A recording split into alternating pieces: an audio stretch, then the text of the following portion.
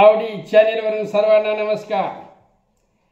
घरातील महिला मंडळ अयोध्येला गेलेला आहे 9 दिवसाच्या ट्रिपवर। किचन मला मोकळा आहे तेव्हा आवडी पॅलेसच्या किचन मधून थेट प्रक्षेपण आईनं सांगितलेल्या विविध गोष्टींचं। त्यातीलच एक बोधात्मक गोष्ट मी तुम्हाला सांगत आहे। आपणाला आवडी चॅनेल आवडल्यास सबस्क्राइब करा, लाईक करा, शेअर करा। गोष्टीचं नाव आहे चाणाक्ष सुनबाई।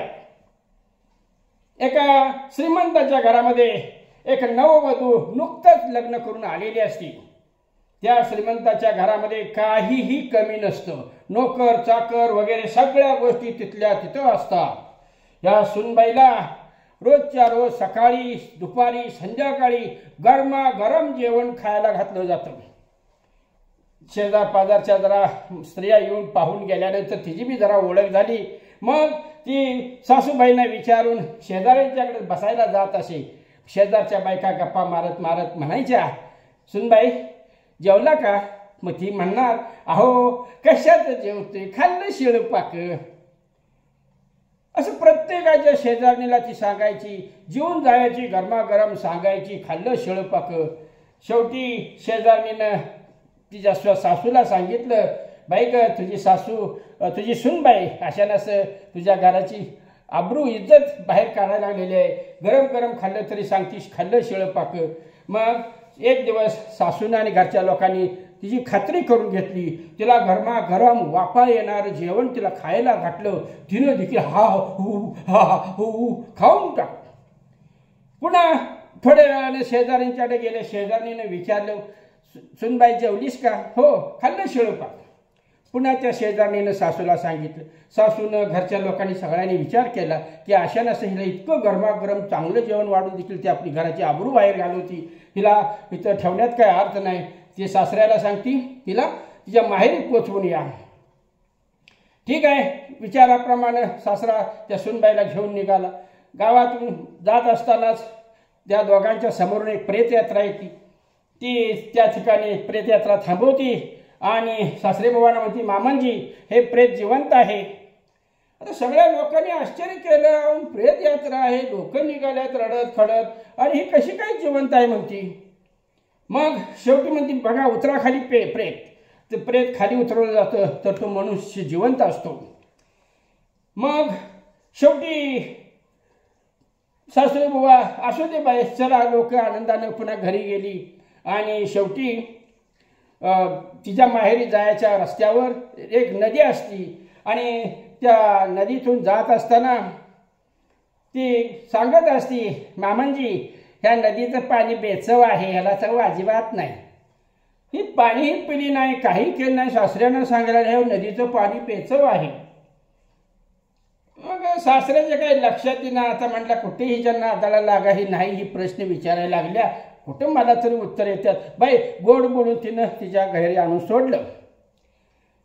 मुलीच्या आईवडिलांनी चौकशी केली आणि मग सासरेबुवांनी सांगायला सुरुवात केली, अहो आमच्या घरी कशाचीही कमतरता नसताना गरमागरम अन्न हे तुमच्या मुलीला आम्ही खायला घालतो आणि शेजारी पाजारी जाऊन सांगती खाल्लं शिळ पाक। अशा प्रकारे काहीतरी वेगळं सांगून ते आमच्या घराला नाही करत आहे, इज्जत घालवत आहे। शेवटी म्हणजे आम्ही हिला मग पोचवायला घेऊन आलो। वाटत एक प्रेत निघालं होतं। ती म्हणली ही प्रेत जिवंत आहे। खाली उतरवलं तो जिवंत होता। हिला कसं कळलं की प्रेत जिवंत आहे? हेच म्हणजे आम्हाला प्रश्नाचा उलगडा होईना। मग शेवटी कसं तरी तुमच्या घरापर्यंत येत असताना वाटेतल्या नदीतून आम्ही आलो। त्या नदीचं पाणी न पिता ही म्हणाली, मामांजी त्या नदीचं पाणी बेचव आहे, याला अजिबात चव नाही। मग शेवटी आईवडिलांनी सांगितलं, बाळ तू असं का वागायला लागलीस? काय झालं तुला? काय तुझी अडचण असेल तर सांग आम्हाला।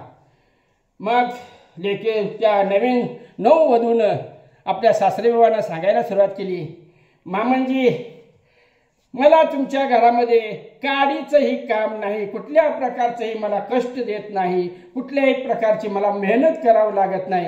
जोपर्यंत तुम्ही मला तुमच्या घरातील कामकाज सांगत नाही, घरात कष्टाला परवानगी देत नाही, तोपर्यंत तुमच्या घरातील अन्न हे शिळपाकच असणार आहे.